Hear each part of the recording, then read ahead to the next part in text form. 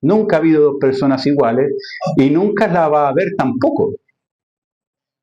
Cada persona que ha vivido sobre la tierra y cada persona que va a vivir sobre esta tierra va a pasar por estos mismos eventos, ¿no? Va a vivir, va a estar muerto en pecado, va a necesitar del Salvador, y si lo acepta va a vivir la vida eterna, y si no recibe a Cristo mientras esté con vida, va a pasar a vivir una muerte eterna.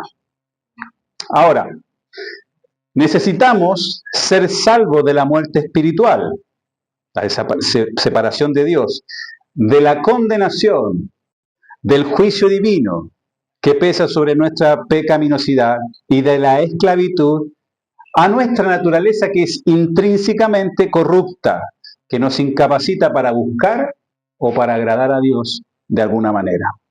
Entonces, ¿de qué necesitamos ser salvos? Es la pregunta que yo les hago a ustedes. ¿De qué? Ya, del pecado. Necesitamos ser salvos del pecado, de la condenación, del juicio divino y también de nuestra esclavitud intrínsecamente corrupta por causa del pecado que habita o que está en nosotros. Bien, entonces, el hombre, ¿no?, ha pecado y requiere entonces de alguien que lo salve. No puede salvarse a sí mismo. No tiene esta capacidad, está incapacitado, no tiene la oportunidad de poder él mismo restablecer su relación con Dios que tuvo antes. No lo puede hacer. El mismo pecado le impide poder llegar a tener esta relación o restaurar la relación con Dios. ¿Por qué? Porque la Biblia nos enseña de que Dios exige la muerte del pecador. ¿Ya?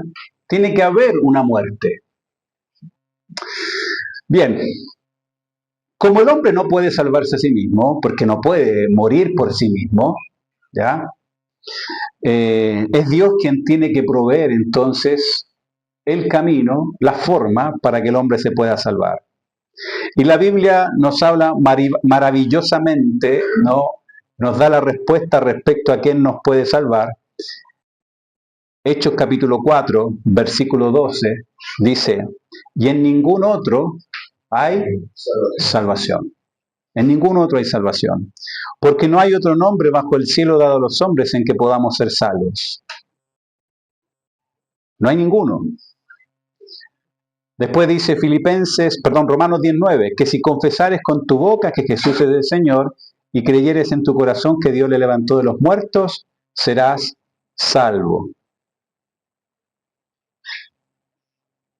Filipenses capítulo 3, versículo 20, dice, mas nuestra ciudadanía está en los cielos, de donde también esperamos, ¿a quién? Al Salvador, al Señor Jesucristo. Muy bien, una de las cosas que tiene que ocurrir es que el Salvador, que pueda salvarnos, tiene que estar fuera de la condición de pecador, ¿no?, y de ser condenado. Es decir, es como necesariamente el Salvador tiene que no ser pecador y no estar condenado, ¿no? De otra forma sería como un preso en la cárcel intentando liberar o pagar la deuda de otro preso en la cárcel. No se puede. Así que este Salvador tiene que estar fuera de esta condición de pecador. Además, tiene que tener la capacidad de salvación, tiene que tener la capacidad y la voluntad de poder salvarme o poder salvar a la raza humana. Y también tiene que tener también asegurar la salvación, porque si no es capaz de asegurar la salvación, entonces no es salvación, ¿no? Si no puede asegurar nuestra salvación, entonces ¿de qué nos salvó? ¿O de qué nos va a salvar? ¿Entienden la idea? Cuando hablamos de Jesucristo como Salvador, tenemos que entender junto con esa idea de Salvador que Él es capaz de sostener la salvación en nosotros, porque la salvación no depende nunca de nosotros, de lo que nosotros hagamos, siempre depende de Dios. Entonces, por eso decimos que la salvación es segura, porque no depende de nosotros, no depende de nuestros actos. ¿Yo? Somos pecadores, hemos venido a Cristo, Cristo nos salva por gracia, ¿verdad? Nos ha salvado, pero ahora esa salvación se apoya, ¿no? Se mantiene firme en la persona de Cristo, no en nuestra persona. No es que Dios nos dice, mira, tú has puesto tu fe en mí, ahora te doy la salvación, ahora manténla tú, arréglate como puedas. No, no, la salvación siempre depende de la persona del Salvador, de la persona de Cristo. Bien, hasta aquí, ¿cómo vamos?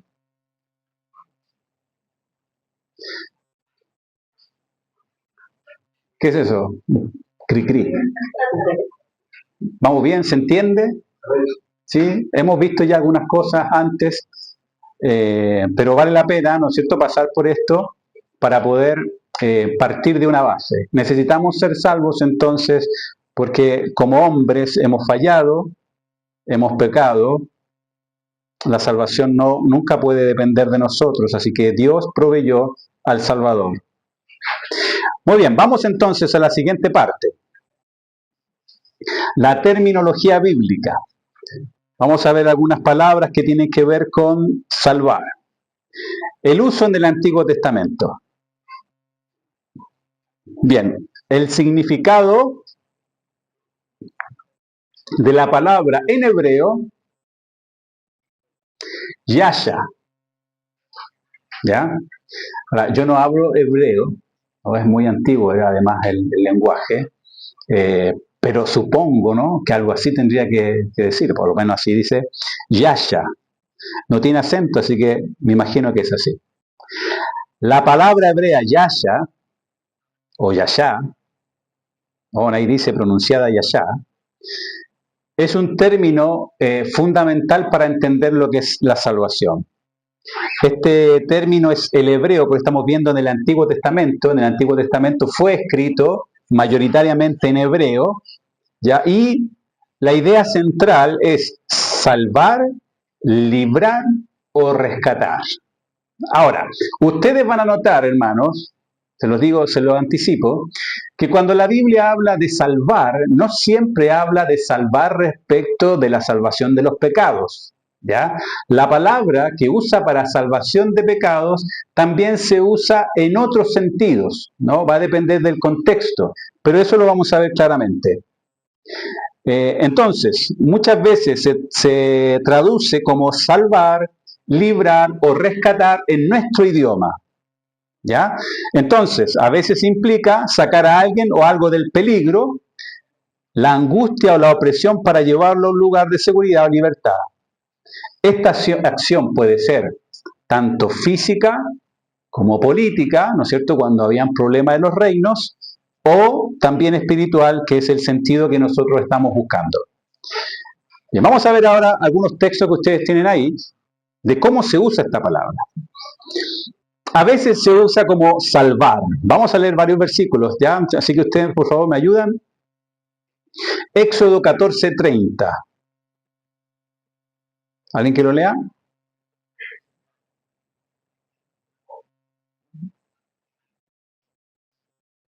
Así salvó Jehová aquel día a Israel de mano de los egipcios, e Israel dio a los egipcios muertos en la vida de Dios.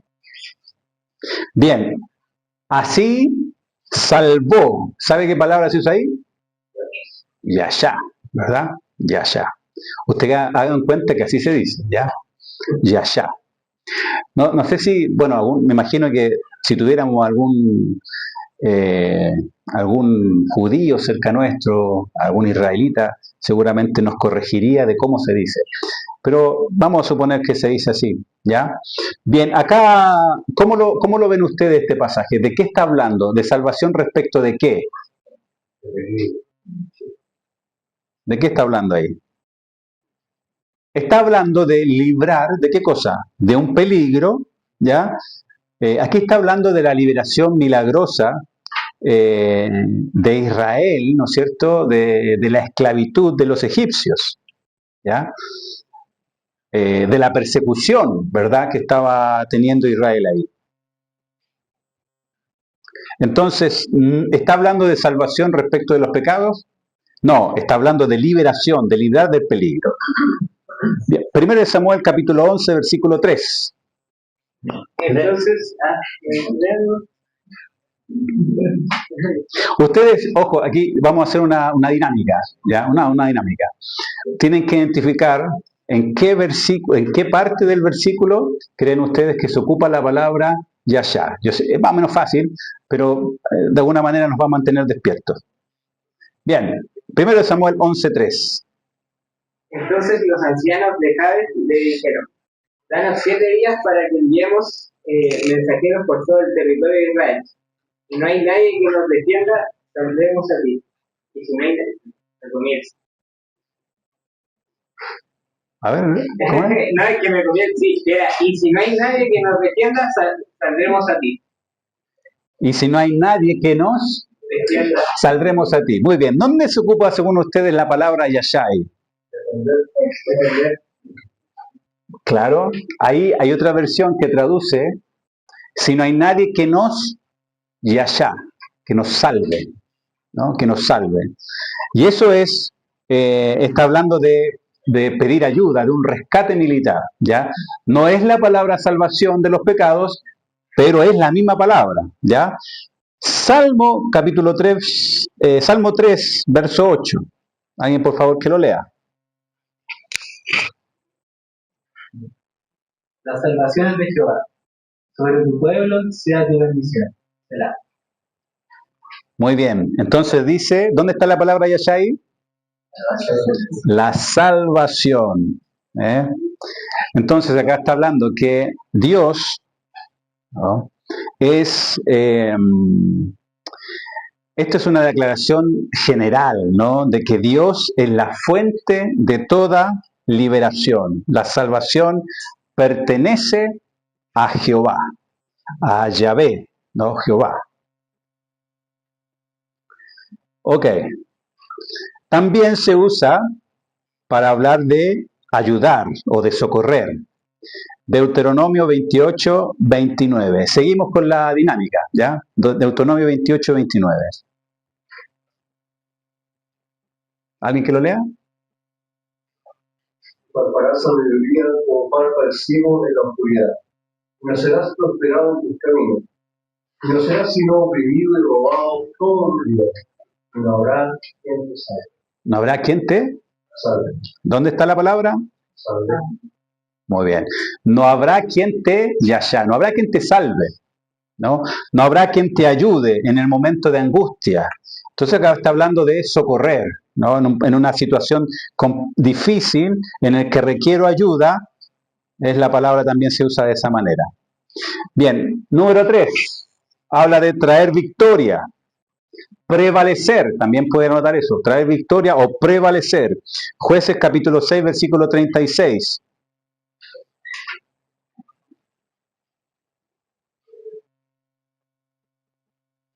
¿Alguien que lo lea, por favor? Y Gedeón dijo a Dios, si has de salvar a Israel con mi mano, como has dicho. Perfecto, está ahí. Si has de salvar a Israel por mi mano, como has dicho, es decir, prevalecer contra el ejército contrario, ¿no? Es para que Dios conceda la victoria a través de Gedeón. Primer libro de Samuel, capítulo 14, versículo 39.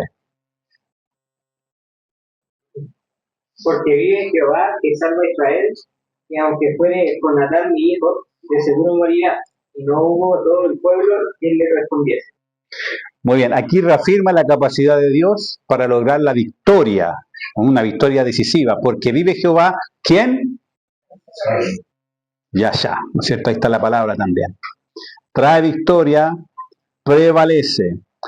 Y el número 4, esto habla de una connotación espiritual. Habla de la salvación del pecado y del juicio. Aunque el Antiguo Testamento se centra más en la liberación física y nacional, el significado de Yashá siente las bases para la comprensión de la salvación espiritual en el Nuevo Testamento. Isaías 45, 22. Mirad a mí y sed Yashá todos los términos de la tierra, porque yo soy Dios y no hay más.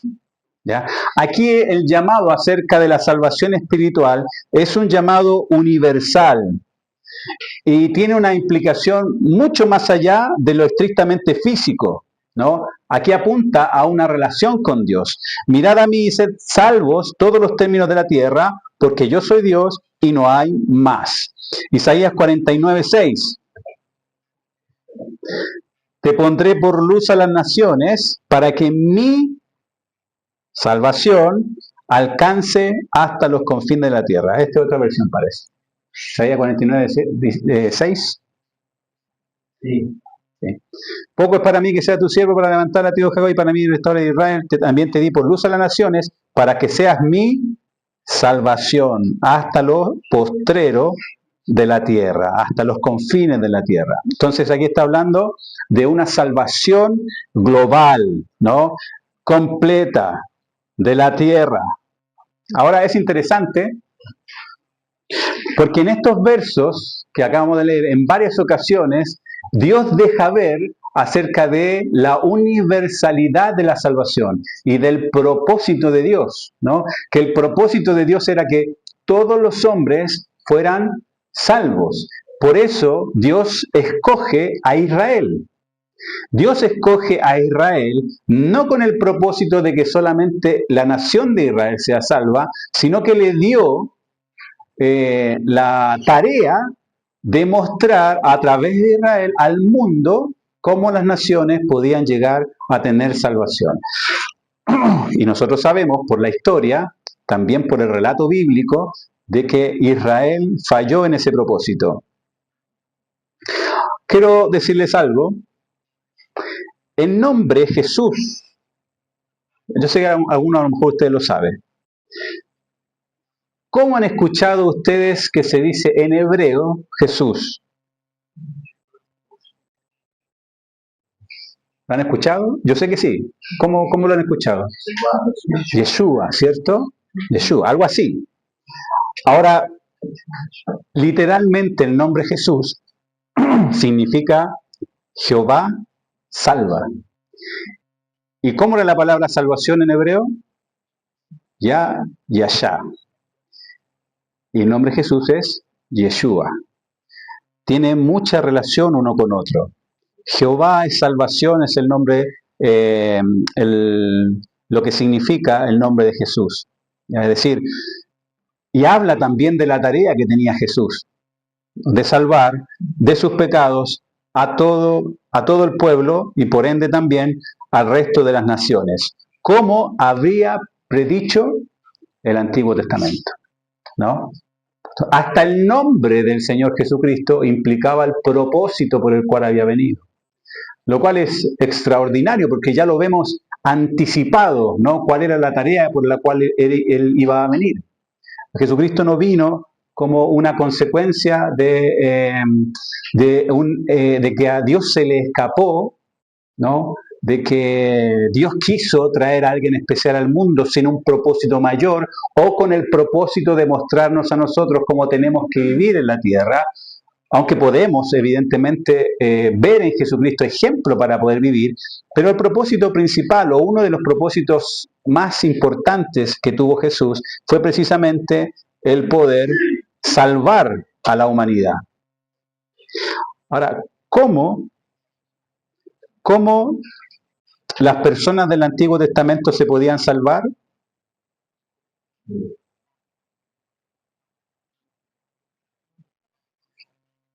¿Qué era necesario que las personas en el Antiguo Testamento tenían que hacer para salvarse?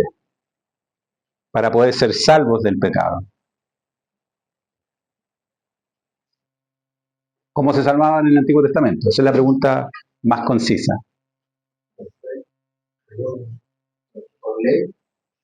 Tenemos otra visión, otra opinión. ¿Quién nada más? ¿Quién dice algo distinto? Tenemos dos posturas. Uno dice por fe y otro dice por la ley. ¿Ya? Hebreo habla de la fe, saben que en la fe se obtuvieron los activos, ¿verdad? ¿Ya? Moviendo lo Te invisible. dice por la fe entonces. Hebreo es ¿Sí o no, pues, hermano? Diga con firmeza. Sí, hermano, por la fe. Ya, perfecto, por la fe. Ya. ¿Quién da o quién quiere también ofrecer su opinión o su postura? Muy bien. A través de la historia, ¿no? La salvación ha sido por gracia, ¿verdad? A través de la fe, ¿no? El medio, ¿no? Es que Dios usa, que Dios siempre quiso, es la fe, pero es por gracia de Dios. ¿Qué quiere decir que sea por gracia? Quiere decir que en ningún momento de la historia de la humanidad el hombre se salva por sus propios méritos o por esfuerzos personales. Siempre ha sido porque Dios lo permite o porque Dios provee lo necesario para que el hombre se puede salvar. Pero siempre es por fe. La condición en el Antiguo Testamento era también por fe. ¿Se acuerdan de Abraham? Génesis capítulo 15, versículo 6. ¿Qué dice? Creyó a Abraham. ¿A qué le creyó? A Dios. Y le fue contado por justicia. Yo estaba revisando algunos textos y me metí un poquito a investigar, no todos, pero algunos. En Génesis 15:6 hay un prefijo al ladito, ¿no es cierto? Que cuando habla de justicia, cuando habla de que creyó Abraham, un prefijo que es bet, que es una letra. Indica que Abraham confiadamente aceptó su fe o puso su fe, ¿no? Colocó su fe en Dios. Ahora, yo no sé si todos logramos entender eso, pero la idea de esa frase es que Abraham colocó toda su confianza absolutamente en la persona de Dios. ¿Entienden? Colocó toda la confianza en la persona de Dios. Es como, es como cuando usted recibe su sueldo, ¿ya? ¿Quién recibe el sueldo todavía en efectivo? ¿Alguien lo recibe en efectivo todavía o ya no? ¿No, ya no? A todos por transferencia, no sé, bueno. Vamos a suponer que usted lo recibe en efectivo. Entonces usted recibe el sueldo en efectivo, pero usted no lo quiere tener en efectivo porque sabe los riesgos que significa, ¿no? Sabe los riesgos que significa tener ese dinero en efectivo, porque puede pasar cualquier cosa, se puede perder, se puede extraviar, se puede ensuciar, se puede mojar, no sé, puede ocurrir algún desastre ahí con ese dinero. Se lo pueden robar también. Entonces usted toma todo ese dinero en efectivo, va al banco y lo deposita. Cuando usted deposita el dinero en el banco, ¿usted qué está pensando? Igual voy a correr riesgo porque me lo pueden robar, ¿no? ¿Piensa eso uno o no? No lo piensa. Lo que uno dice, llegué al banco, por fin ahora tengo mi dinero, mi plata está segura. ¿Por qué? Porque está en el banco. Entonces, usted coloca toda esa confianza de que ese dinero que usted ha puesto en el banco va a estar resguardado y que nadie va a poder hacer uso a menos que usted lo permita. Entonces, ha puesto su confianza absoluta, no tiene miedo, ¿no?, de que vayan a robar el banco, porque igual hay garantía, entonces está tranquilo, está la plata ahí en el banco. ¿Ya? Muy bien. O sea, por lo general es así. En años atrás, si usted hubiese vivido en Argentina y se topaba con el corralito, era un desastre. Hubiese puesto en dólares, no había ninguna certeza. Entonces, Abraham, dice la Biblia, que él colocó toda esa confianza en Dios. Él descansó en Dios. Él colocó todo el dinero que tenía, toda la fe que tenía, la depositó sobre la persona de Dios.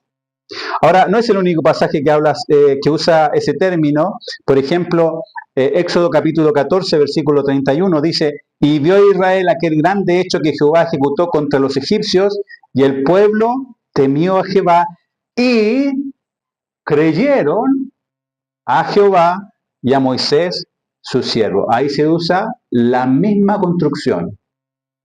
Creyeron, depositaron su confianza, entendieron la verdad, colocaron su fe en la persona de Dios y en la persona de Moisés. Ahora es interesante, a mí me llama mucho la atención eso, ¿no? Porque la Biblia dice que ellos colocaron esa fe en Dios, pero también en Moisés. Y ahí uno se hace la pregunta, pero ¿cómo el pueblo tuvo fe en Moisés, la misma que tuvo en Dios? La respuesta a eso es sencilla. Colocaron su fe en Moisés porque Moisés hablaba, ¿qué cosa? La palabra de Dios. Confiaban en Moisés porque Moisés hablaba, comunicaba el mensaje de Dios. Jonás, capítulo 3, versículo 5, y los hombres de Nínive creyeron a Dios. Ahí está la misma construcción. Confiaron en Dios. Colocaron su certeza, su confianza absoluta, todo el dinero depositado, llamado fe, lo pusieron en Dios. Ahora, la relación del pacto que había establecido por la ley mosaica también implicaba que un israelita debía tener fe en el Dios de ese pacto. Se había de agradarle y no ser cortado. ¿Entiende la idea? Es decir, efectivamente Dios estableció un pacto con Israel y este pacto tenía que ver con una serie de cosas que ellos tenían que hacer. Pero el pacto, nunca hay que olvidarse que el pacto y todos los sacrificios y todas las fiestas que ellos tenían apuntaban ¿a quién? A la persona de Cristo, ¿verdad? Pero ellos no iban a salvarse ni estar bien con Dios por el ejercicio de practicar lo que la ley decía, sino que a la ley tenían que ir con fe. ¿Con fe en quién? En el dador de la ley.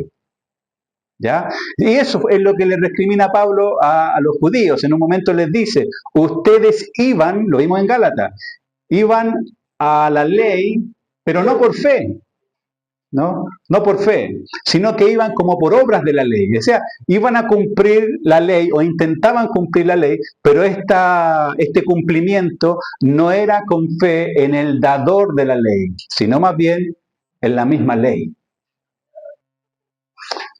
No sé si se logra entender. O sea, yo confío en que voy a estar bien porque cumplo la ley y no me doy cuenta de que en realidad debo confiar en aquel que dio la ley y eso es lo que me da la confianza de que voy a estar bien. ¿Ya? Para el judío era difícil eso. Por eso todavía les cuesta conocer al Salvador, ¿no? Conocer a Cristo. El objeto de la fe siempre fue el Dios verdadero. Este Dios Salvador era el único origen de la salvación. Ahí, no sé, esa frase está ahí, ¿o no? ¿Está en su...? ¿Sí? Okay. El confiar en ídolos no solo era inefectivo, sino también ridículo, puesto que la salvación provenía del Señor. Muy bien, entonces, la palabra que se usa en el hebreo para salvación es... ¿Ustedes me la dicen? Yashá, muy bien. Vamos al Nuevo Testamento. Vamos a ir rápidamente, no sé si vamos a alcanzar a ver todo, pero al menos la primera parte. El Nuevo Testamento, aunque la palabra Yashá no aparece directamente, ya que está escrito, el Nuevo Testamento está escrito en griego, mayoritariamente, el concepto de salvación y liberación que implica es central y se expresa principalmente a través de la palabra griega soso o sotería, ¿no? De donde viene el nombre de la doctrina, soteriología, ¿ya? Que es salvación, salvador, también va a venir de la misma raíz. El Nuevo Testamento expande y profundiza el significado de Yahshua, de Antiguo Testamento, enfocándolo en la salvación espiritual a través de Jesucristo. Ahora, al igual que en el Antiguo Testamento, esta palabra que se usa para salvación en el Nuevo, también no siempre es para salvación. Ya no siempre va a hablar de salvación en el sentido espiritual, en el sentido de salvación de los pecados. El verbo griego sozo significa principalmente salvar, rescatar, preservar o sanar.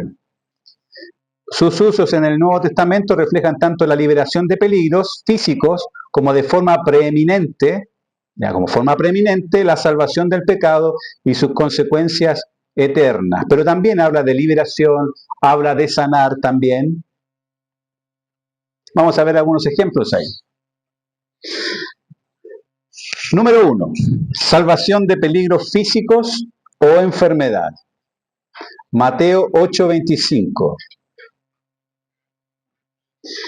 Dice, y vinieron sus discípulos y le despertaron diciendo, Señor, ¿qué dice? Sálvanos, porque morimos, perecemos. Ahora, pregunta, ¿de qué clase de salvación está hablando acá el texto? ¿No es cierto? No sé si rescatar es la mejor palabra, pero más bien líbranos, líbranos de este peligro, ¿ya? Y la palabra que se usa ahí es salvación, la que se usa para salvación. Marcos capítulo 5, versículo 28. Marcos 5, 28. Porque decía, si tocare tan solamente su manto, seré salva. Ahora, no vemos el contexto, pero algunos que ya han leído varias veces el pasaje, ¿de quién está hablando acá? De una mujer que tenía un problema, dice la escritura, de flujo de sangre, ¿no?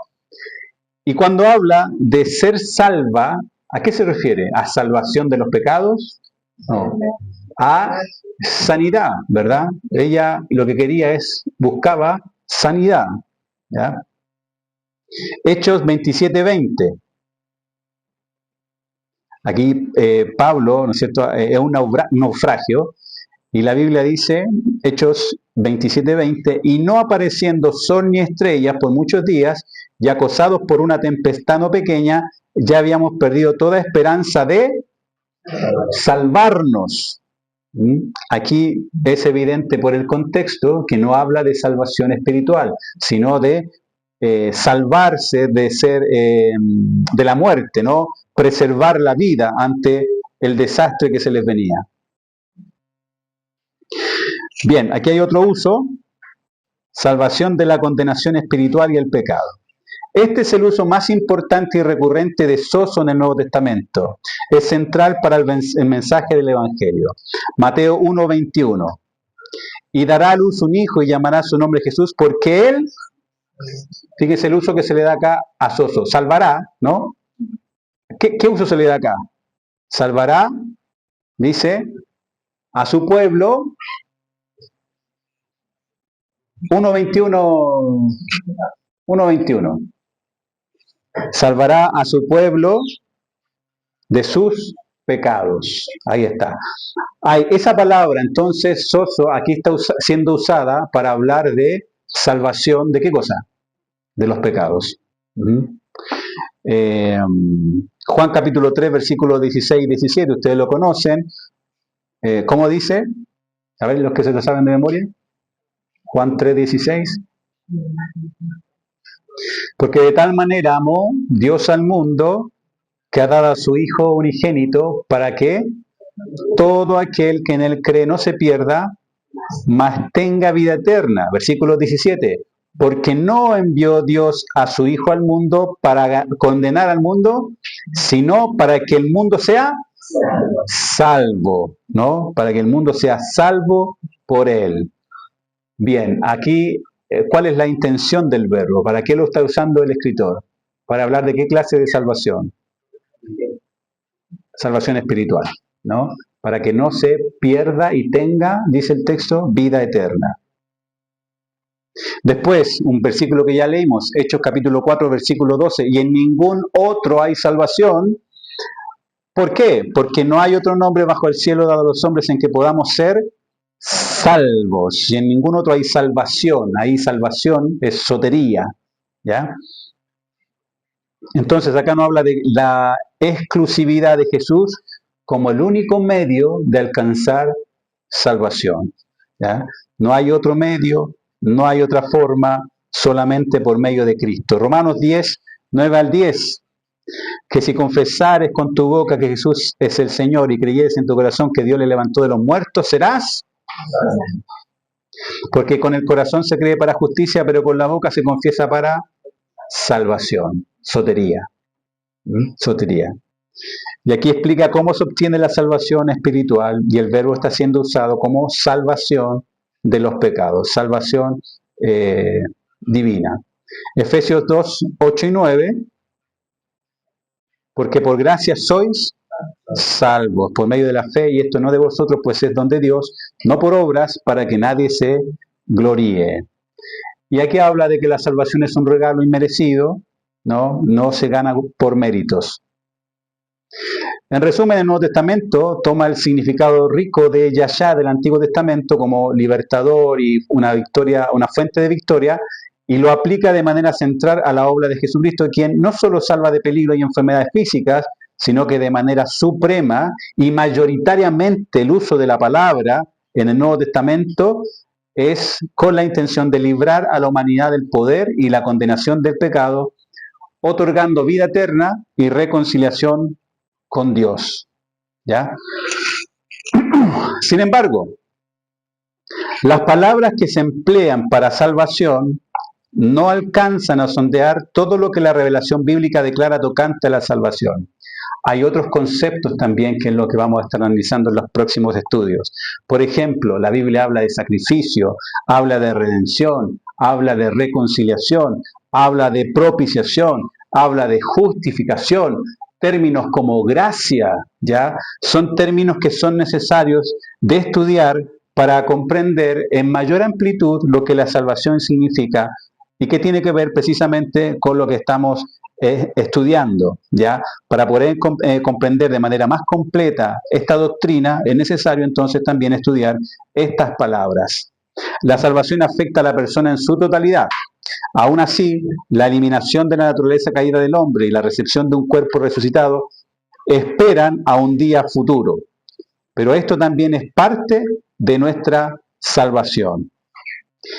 Romanos 8:23 dice, y no solo ella, sino que también nosotros mismos que tenemos las primicias del Espíritu, nosotros también gemimos dentro de nosotros esperando la adopción, la redención de nuestro cuerpo.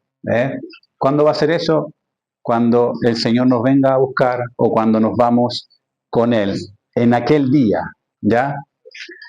Muy bien, entonces ahí ya tenemos la introducción a lo que es la salvación, ¿ya? La importancia de la salvación, por qué necesitamos ser salvos, el uso de las palabras salvación en el Antiguo y en el Nuevo Testamento, que van a servirnos como base para los próximos estudios, lo que vamos a estar aprendiendo también respecto a lo que significa la salvación, ¿ya? Entonces, un aspecto importante para que ustedes tomen en cuenta, no siempre que aparece la palabra salvación, entonces significa salvación de los pecados. ¿Por qué es importante entenderlo? Porque, por ejemplo, el pasaje de la mujer que fue y quería tocar una parte, ¿no es cierto?, ahí de las vestimentas del Señor Jesucristo, uno puede decir, la mujer fue salva de sus pecados, pero no está usando el término en ese sentido. ¿Entienden la idea? Entonces, la Biblia nuestra la traduce como salvación, pero otras versiones la traducen esa palabra como salud o fue sanada, ¿ya? Entonces, por eso es importante entender este punto para no confundirnos, para no terminar diciendo algo que realmente no es. Bien, terminamos acá entonces, seguiremos la próxima semana ya avanzando entonces en este estudio de la salvación. Oremos. Señor, gracias por la